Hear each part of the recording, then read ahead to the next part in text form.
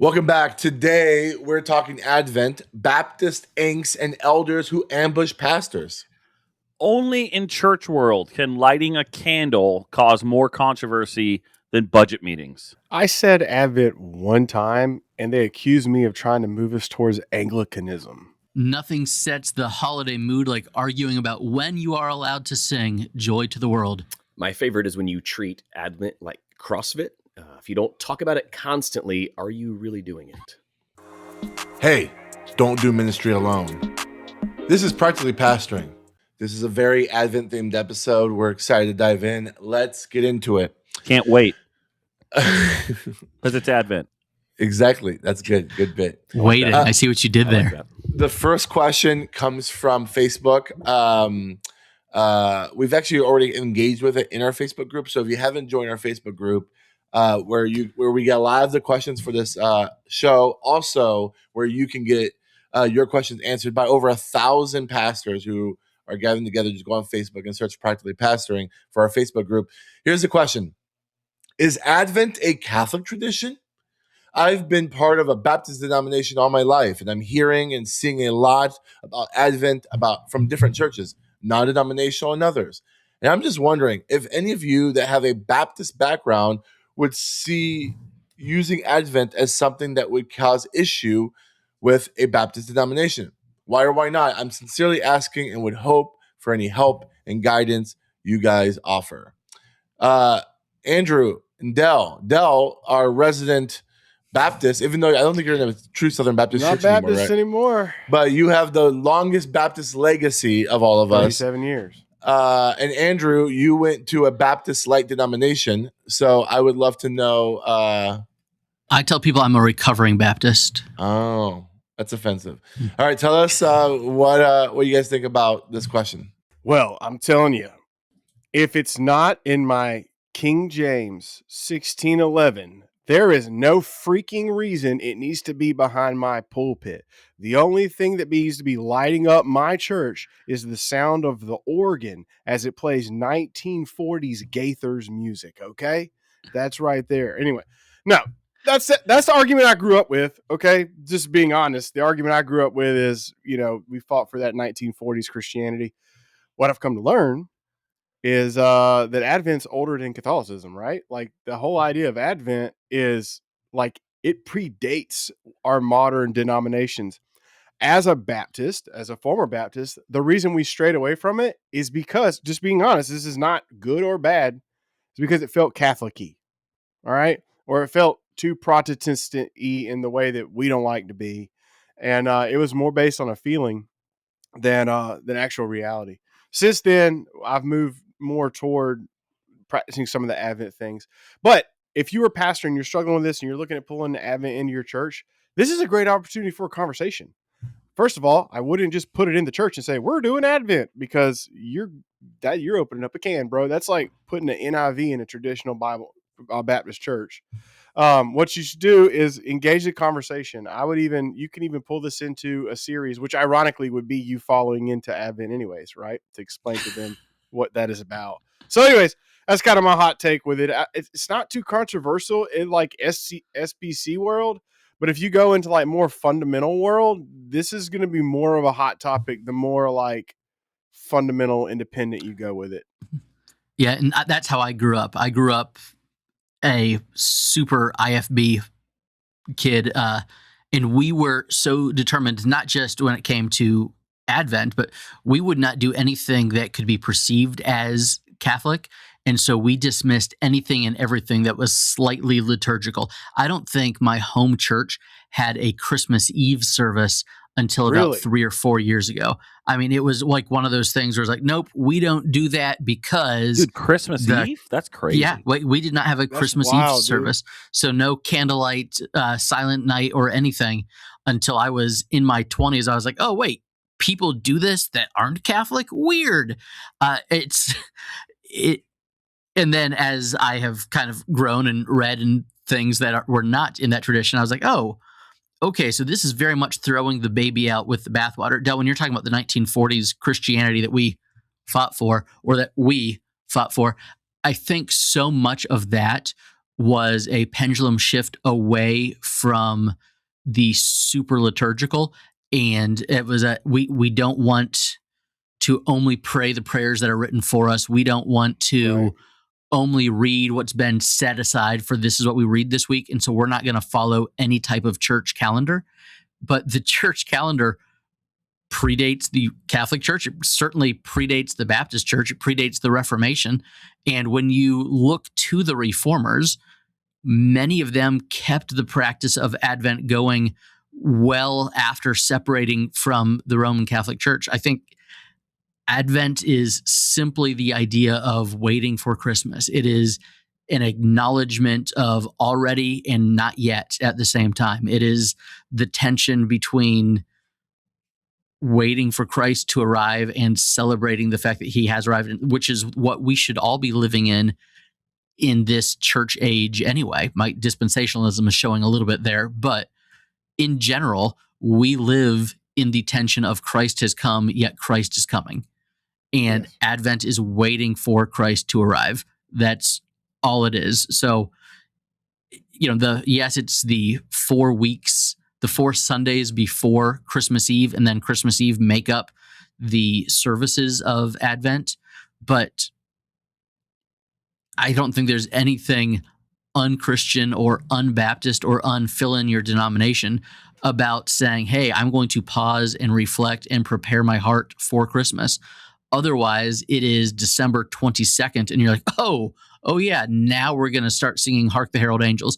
I mean, with the irony of when I talk about the church I grew up in, about mid-November, we switched to mostly Christmas songs in worship, and yet we would not acknowledge Advent. We wouldn't light candles. We wouldn't have any candlelight service because we didn't want to do anything that seemed Catholic. And in the 80s in middle America, I think anything that involved a candle scared the Bob Jones graduates that I was pastored by. And so we just didn't do it. Now Advent is one of my favorite rhythms that we get into in the church world and in the church calendar. So I say go for it. Yeah, if you're listening to this and you're debating whether here's what I would offer. What I've learned doing some Advent since I've moved outside the Baptist denomination, it's got a lot of Christ-centered preaching. It's focused on that, right? It's focused on anticipating the second coming. It's focused on celebrating the incarnation. It's focused on hope. It's focused on peace. It's focused on like these things are things joy, Christians, love, Christ. Yeah, those are pretty important themes. Yeah, this should be the abundance of what we focus on as Christians anyways. This is just an intentionality behind it. So I would encourage you, like, lean into that. And also I would encourage you, this is one of the amazing things about like the Lord's Supper and baptism is that these things are some of the oldest running family traditions on the planet. And this happens to be adjacent to it, in the sense that it started in the early church. And I think there's something powerful about at least observing or practicing something that we know our Christian forefathers practiced and got them through the test of time. That's like whenever I do weddings, I use first century vows because I'm like, people use these vows whenever they were getting slaughtered for following Jesus. So these are good enough for them. They're good enough for us. And I think there's something weighty about that. So I would encourage at least have the conversation with your deacons about maybe this is something we should practice. It's a little too late this year, probably, but for next year. I just think that Delmar referred to the sacraments in the most Baptist way possible that they're family tradition. Yeah, buddy. I love it, dude. I love You it. take the boy out the Baptist, but you can't take the Baptist out the boy. Yeah, I think it's interesting. You could have a deeper conversation to take it a little more serious. We mentioned this in I think our last episode, but there is a conversation about whether or not you follow the regulative or the normative principle, meaning regulative, you only do things that are prescribed in Scripture. Normative, you can do anything unless it's like unless you're told not to do it in Scripture. So I think you have to take that into account. If you're in a Baptist church that's much more regulative principle, Advent may not be a thing. But it's interesting because a lot of those churches, at least the ones that I've seen, still will do things that are technically not in the Bible, like a missions conference or things like that, where you're like specifically taking a Sunday to do something that's not like a biblical mandate. And so I think there's room for it. But at the same time, if you don't do Advent, it's not that big of a deal. It's not going to make or break, but I would advocate for it. But I think it probably took my church, I don't know, 3 or 4 seasons of it to really kind of get used to the rhythm of it. To where they kind of most people here kind of know that's what it's going to be. People that have been here, new people are experiencing it. Now, I live in a high Catholic area, so a lot of people here have heard of Advent before and kind of have some idea of what it is. But if you're in an area of the country where that's not the case, it may just take you a little longer. But just be patient. Don't try to do it all and try to be super liturgical just the first year you do it. Maybe just mention it one year. Maybe bring the candles in the next year. Then maybe start doing some of the readings, and there's devotionals and all kinds of stuff you can do. Yeah, I grew up very Baptist, so Advent was not a thing. Christmas Eve services, not a thing. Like all of those things were. Dude, just y'all are not blowing my part mind of with our- that. I had no idea that Yeah. some people don't do Christmas Eve. I thought that was It's just universally across the board, like Easter Sunday or Good Friday should be. service. I didn't know that's kind of wild. Yep. When I got to Lakeview, I was introduced to all things Advent. I was introduced to the Christmas Eve services. I've grown to love them. My kids know nothing else; they will never know anything else. So that I love dearly. However, it was kind of baked into my mind that word Advent was tied to the Catholic tradition. So it was like steer clear. So what I do every year when we kick off the Advent season, I always opened up with this question: isn't Advent a Catholic thing? And everyone's like, oh yeah, that's what I thought too. Then you just kind of lean in. Then you could actually explain what Advent is, what it isn't. And that seems to be a good way to introduce new people to the season of Advent. Just doing a short, it can be 300 words. It doesn't be that long, 3-4 minute history lesson on what Advent is, what it isn't. It's double meaning, right? The Christ has come, but Christ is coming. Those are huge, the double meaning there. You can lean into it. You can have fun with it. You can go as liturgical as you want, really. I don't know. We aren't, some years we light candles. Some years we don't like candles. Nobody really gets bent out of shape over it. Every now and then, someone Depends on how new the carpet is. Yes. And if you use a real candle or an electric candle, apparently that matters to a lot of people. But I don't think you have to go crazy.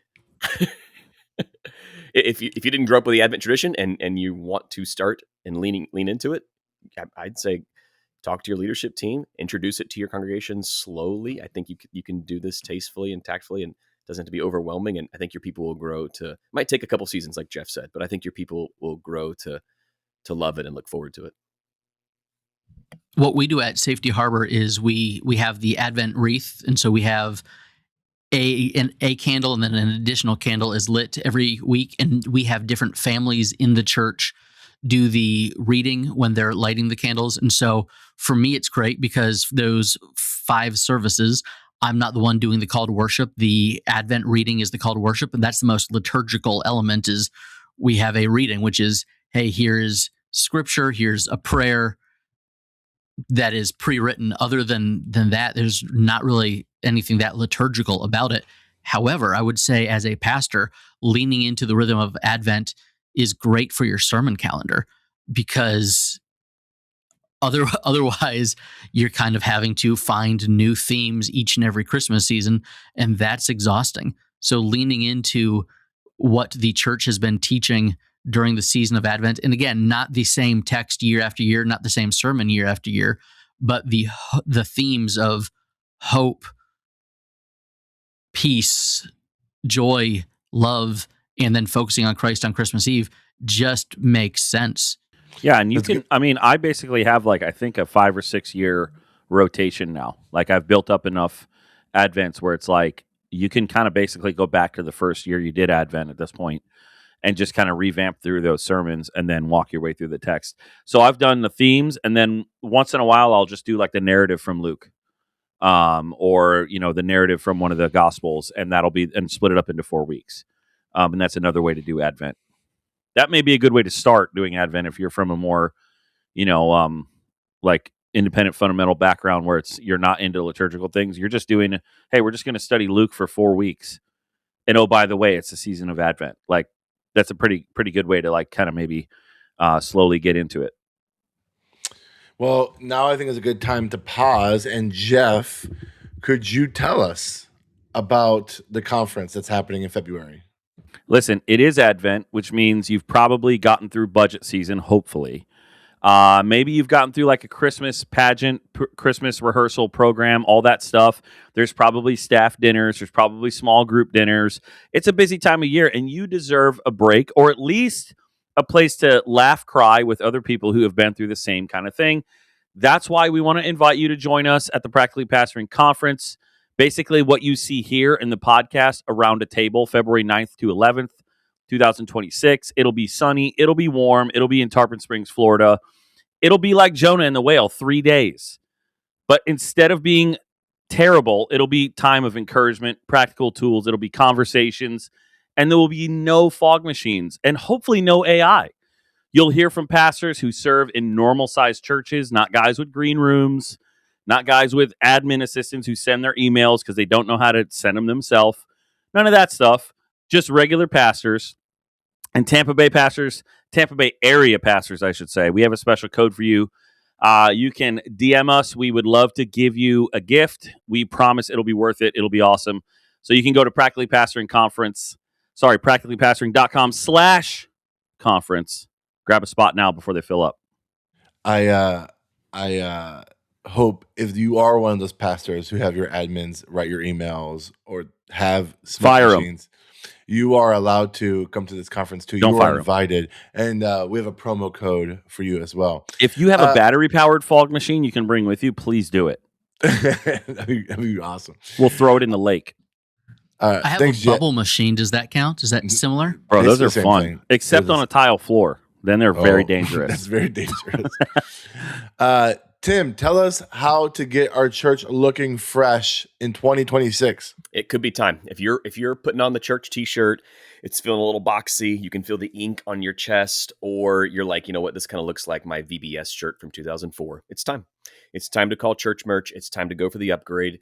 Church Merch, they're going to give you what you want. They're going to help you design custom order gear that you and your people might actually wear. Shirts, hoodies, hats, banners, you name it. They're going to make your church look legit without blowing your entire budget. Whether you're launching a new church, like my buddy Frank with Cross and Crown, maybe you're relaunching a ministry, or you're just trying to hide the fact that your youth group logo was made in Microsoft Paint, which is probably kind of cool now. Church Merch has you covered. Head on over to promotionsguy.com/church merch, and you can level up your swag. Level up your swag. All right. So if we went from the side of a Baptist not understanding Advent, we're going to go to the other side where we have a brother who is super into Advent, so much so that he's trying to stiff arm all the Baptists in his church that want to sing Christmas carols. So here is a question or a thing that was posed from Reddit. Christmas carols during Advent. I don't mean to sound legalistic, but I've run into this problem again this year. The congregation and the elders are complaining that I don't choose Christmas carols during Advent. I believe that Advent should be a time of anticipation as we prepare for the birth of Jesus. I see the desire for carols now as a way of fulfilling immediate gratification. I've had this discussion for the past 18 years. That's right. And last night was ambushed at the elder meeting where the leadership criticized my position. I love serving God in this place, but I feel so frustrated that my teaching has fallen on deaf ears. Or maybe I am too legalistic. What do you do in your churches? Do you sing Christmas carols throughout Advent or wait until Christmas Eve? We have Christmas Eve, Christmas Day, the Sunday after Christmas, and Epiphany Sunday where we can sing carols. And I felt it was sufficient, but I've learned it's not true. What do you do? Jeff, Tim, what do you do? Man, I feel this poor guy's had 18 years of bad Christmas seasons in a row, dude. I'm sorry that Christmas is just a time of anger and frustration for you, and being ambushed at an elder meeting. He does sound fun at Christmas parties, though, huh? Yeah, I don't know what to tell him. I mean, until I read when I was first reading this, I was like, dude, just sprinkle one in now and then. But then he said how much stuff they do like during the Christmas season, which he is being like liturgically pure, I guess, because Christmas tide is those days from Christmas Day on for 12 days. And so like I get it. That's cool that you're doing that. But apparently after 18 years, I don't know that I would take it as your teaching falling on deaf ears so much as, man, people are nostalgic. People, they love this time of year. They love to sing Hark the Herald. They love to sing Angels We've Heard on High, all that stuff. The way we do it is we kind of gradually start singing more Christmas carols as we get up to Christmas Eve. And then Christmas Eve is just all Christmas carols. Like a normal service for us might have 4 songs. Christmas Eve, I think, has 8 or 9 this year. So it's a lot more singing, and we just do them all on Christmas Eve. And then for us, we just kind of go back to standard Sunday morning stuff on that first Sunday after Christmas. So um, I just think he's in a sticky situation. I would probably maybe mix a Christmas Carol in here or there during Advent. I would love to know, like, how many songs are you singing each week? I'm guessing this is more of a choir kind of church where you've got, like, if they're this liturgical, maybe that's the case. I also would be interested to know what the congregation. It must be a lot of new people in 18 years. Like the turnover, assuming this is a normative size church, of maybe a few hundred down, there's probably a lot of different people. So over the course of 18 years, you may only have a small group of people who've been with you the whole time. And I mean, I get being frustrated that they're still having this argument, but I mean, they're still at the church too.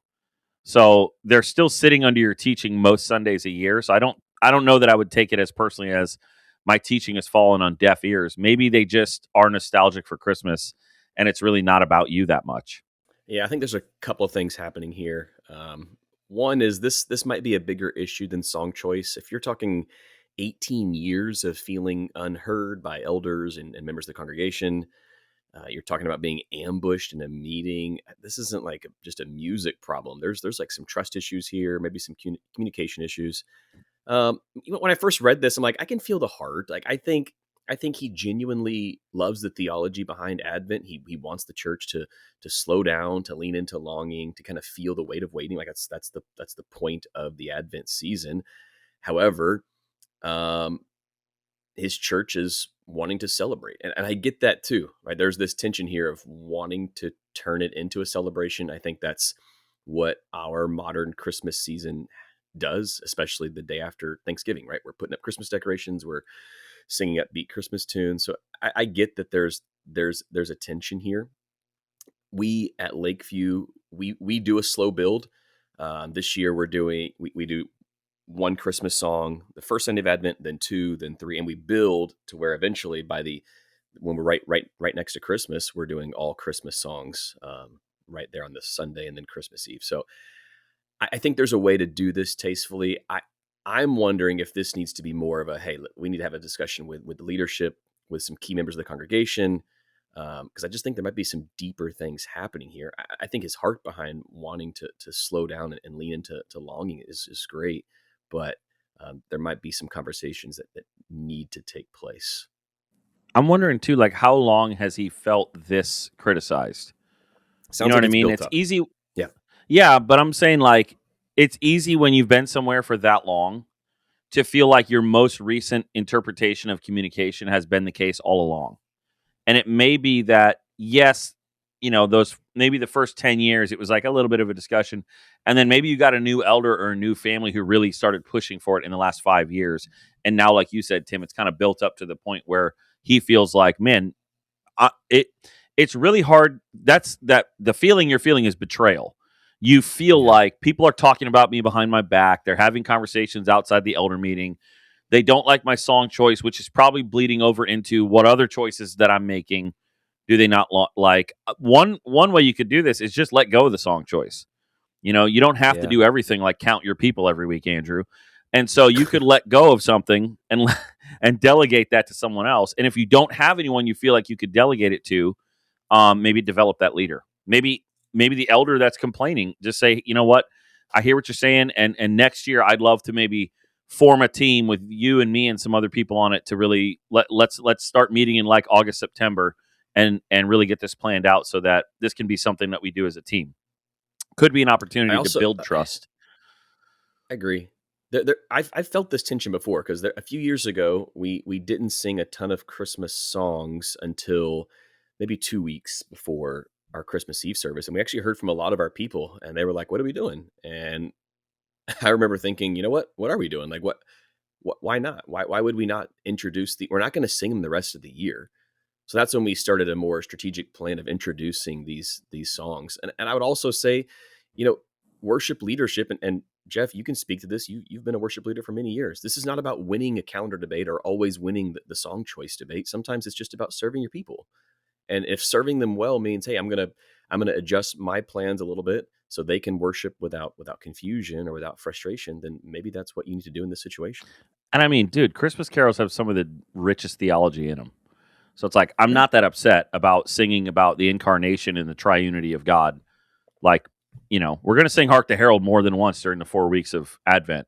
I'm cool with that because, like you said, those other weeks throughout the year, we're not singing it. So, like, I almost like wring those songs dry of their meaning during that season. And people, again, I think that the term I would use is nostalgia. People have a nostalgia about Christmas, and I think, I mean, I'm gonna lean into it. I used to be more on this, like we're gonna really try to hold back. We're not gonna do Christmas. And after the first couple of years, I realized, like, why am I dying on this hill? This is dumb. Yeah.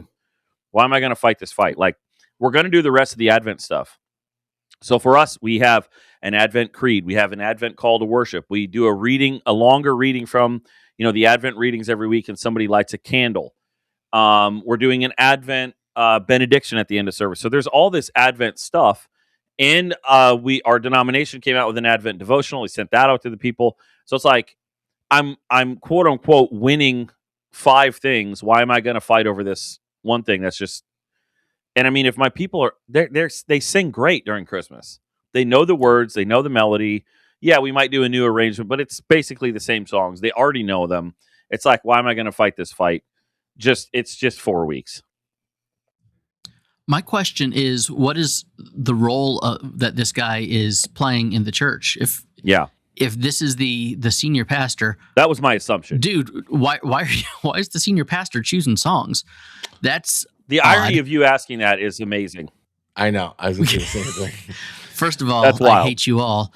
Second of all, if you're not the person in the number one chair, then what are you fighting? Like, this is the elders have spoken, the church leadership has spoken. You should probably get in line if this is a hill you're willing Dude, to this die is a great on, point, Andrew. then move along. Because if the church leadership has said, hey, this is the way that we should be doing it, you've placed yourself under the leadership of that church leadership. You don't get to fight it then. So, sorry. If you actually this is believe, not an and argument. I think the word that is you win. parity, right? That I'm looking Mhm. for, where the elders have parity together, like we're one unit, we're all equal. If you actually believe in that, and in any other situation, if let's say this situation was reversed and there was one elder who was being a stick in the mud, we would be like, hey, this elder needs to get on board with the rest of the elders and be part of the team. You're not special as the senior pastor in this regard. You're one of the elders. You're not the king. So if you're the one that's a stick in the mud and it's been 18 years, I'm with Tim. It's possible that like you're being kind of betrayed, and I get that, but also like be a leader and be an example and look yourself in the mirror and go, man, is this really something I need to be this passionate about, or can I fall in line with the rest of the elders and be an example to them, so that when a decision comes where they're the one that's on the other side of it, they've seen what it looks like for somebody to die to themselves and submit to the team and walk with something that's really an open-handed issue. We're not talking about theological difference. We're talking about singing a couple different songs for 4 weeks of the year. And if you can't do that in the interview process at the next church, make sure they know how much you hate Christmas songs. Because if it is that important to you that it's a hill that you are willing to break fellowship over, then people should probably know how weird you are going in. Man. And also, good luck finding that church that doesn't do any Christmas songs. My gut, and I think Tim hit on this a little earlier. There's a bigger issue than Christmas songs going here. Let's not miss the forest for the trees. Like if the elders are if they're ambushing you, that's actually a sign that this is a crossover from a theological disagreement to a pastoral disagreement. And when we are failing to pastor our flock well, if you are on staff there, then you're in the red zone in the bad way. You know what I mean? Like if the church gets with it, you're not pastoring them well. And even it could be over something of dying over the hill of the Christmas music. That's symptomatic. So this could be just things coming to a head, and this could be what they're using as a way to have a broader conversation. So if you're the lead pastor, I kind of get what Frank was saying. If it's a smaller church, sometimes lead pastors have to pick out the music. Just the way it is. You never know. This guy's wife might be the one Andrew. playing it. Yeah. I pick all the music on Sundays for our church. All right. There you So go. You also are the worship Get leader. off me. All right. But I'm honestly, just going to say song choice and counting people take different levels of training. That's all I'm going to say. Well, seriously though, if that would be a clarifying question to ask, is this a theological disagreement, or do you feel like this is a pastoral disagreement? If you're having this amongst your elders, if they believe it's a pastoral disagreement, you need to sit down in that a second. Y'all need to explore that, because this could be like camel with the hair on the back kind of thing. Also, what? The straw that broke the camel's back. I got you now. I got you. sing O Come Emmanuel. Like, not every Christmas song is, hey, baby Jesus is here. Well, there are songs in about some traditions, anticipating the birth of Christ. Those are Advent songs. Exactly. So sing the Advent songs. Yeah. Sing the songs about the anticipation as you build up. And then Christmas Eve, you can sing Silent Night. I don't know that you should be singing Joy to the World until Jesus comes back the second time anyway. I don't know if we'll get into that. Oh, boy. But I'm just saying, Joy to the World is a song about the second Advent. I understand. He rules the world. When do you think he decorates his church with Christmas? Do you think he's a after Thanksgiving guy? He might be one of those, like he might have a greening of the church day. My Gaga and Pop Pop put up their Christmas tree on Christmas Eve. Yeah. Well into their 80s. That was their thing. Yeah. Seriously? How long did they leave it up though? They left it up until New Year's Day. Yeah, so not long. And so the Christmas tree was only up for a week at my grandparents' house every year. But I bet you they really loved it. They did, with the full train underneath it, because my Pop-Pop probably was an adult with autism that was never diagnosed, so he had $200,000 worth of toy trains in his house. These are my special trains. Every train was a special train to my Pop-Pop. And then when he died, my mom and her siblings went to go sell them. Like, oh, we can sell these for $5. He spent an entire mortgage on them, but they're not worth anything to anyone else. Cool. So if you want a Lionel train, I've got a couple. Hit me up. Delmar, have you never heard of greening the building? You never heard of that tradition? I don't think I have. That's a little foreign for me. Yeah, that's like a high church thing. Like during Advent, you go and there's a greening of I think it's called like greening of the halls or greening of the sanctuary. That's basically where you decorate everything? Yeah. We do that. That's called the decorating committee showed up Saturday. Yeah, we call it Deck the Halls, and everybody shows up, and we play crooner Christmas songs while we decorate. It's pretty fun. I was going to say, too, along the lines of what Andrew said about singing O Come Emmanuel and Come Thou Long Expected Jesus, you can pick, like, our church, it's become a tradition now in the last 6-7 years. See what I did there? Where we sing that, I knew it as a passion song, Kristen Stanfill, that song, Even So Come. We only sing that during Advent, really, and everybody looks forward to it.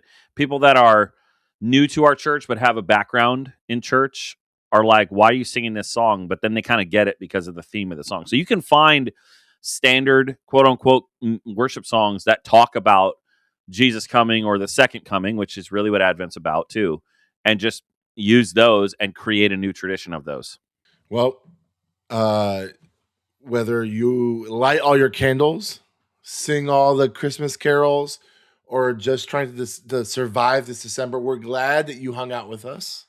Make sure you join our Facebook group and register for the conference, because in about 2 months, the 5 of us will not be on 5 squares on a little screen, but we will be in the flesh, embodied, in person, and ready to hang out with all y'all. So with that being said, we hope to see you next week, and I hope your Advent season is going great. Talk to you later. Bye.